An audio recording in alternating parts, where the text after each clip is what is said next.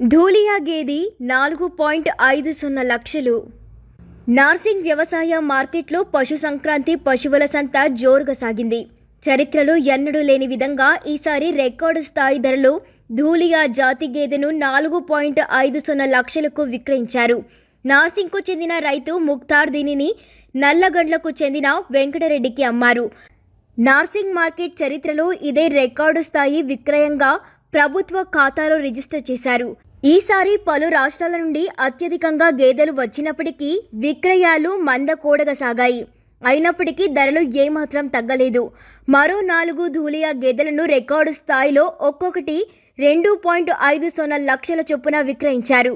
8 జాఫ్రాబాదీ గుజరాతీ గేదెలు ఒక్కొక్కటికి 2 లక్షల చొప్పున అమ్ముడైపోయాయి. అయితే గత ఏడాది ఈ జాతి గేదెలను 2.51 లక్షల చొప్పున విక్రయించారు.